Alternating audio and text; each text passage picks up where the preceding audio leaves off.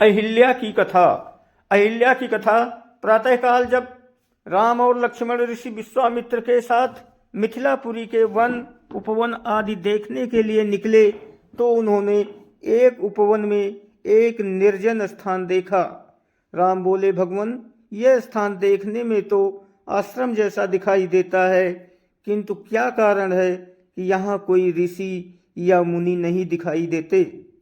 विश्वामित्र जी ने बताया, यह स्थान कभी महात्मा गौतम का आश्रम था। वे अपनी पत्नी अहिल्या के साथ यहाँ रहा करते थे और तपस्या करते थे। एक दिन जब गौतम ऋषि आश्रम के बाहर गए हुए थे तो उनकी अनुपस्थिति में इंद्र ने गौतम के वेश में आकर अहिल्या से प्रणय याचना की।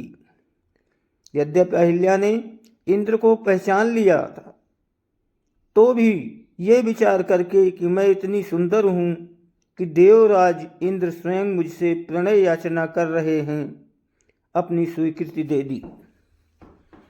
जब इंद्र अपने लोक को लौट रहे थे तभी अपने आश्रम को वापस आते हुए गौतम ऋषि की दृष्टि इंद्र पर पड़ी, जो उन्हीं का वेश धारण किए हुए था।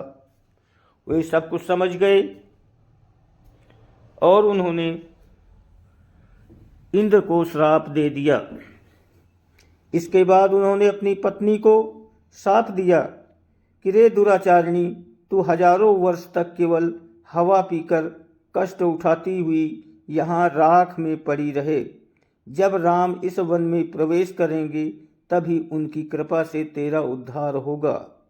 तभी तू अपना पूर्व शरीर धारण करके मेरे पास आ सकेगी। ये कहकर गौतम ऋषि इस आश्रम को छोड़कर हिमालय पर जाकर तपस्या करने लगे। इसलिए हे राम, अब तुम आश्रम के अंदर जाकर अहिल्या का उद्धार करो। विश्वामित्र जी की बात सुनकर वे दोनों भाई आश्रम के भीतर प्रविष्ट हुए। वहाँ तपस्या में निरत अहिल्या कहीं दिखाई नहीं दे रही थी, केवल उसका तेज संपूर्ण वातावरण में व्याप्त हो रहा था।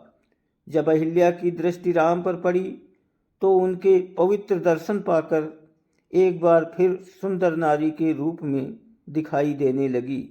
नारी रूप में अहिल्या को सम्मुख पाकर राम और लक्ष्मण ने श्रद्धापूर्वक उनके चरण स्पर्श किए। उससे उचित आदर सत्कार ग्रहण कर वे मुनिराज के साथ पुनः मिथिलापुरी को लौट आए।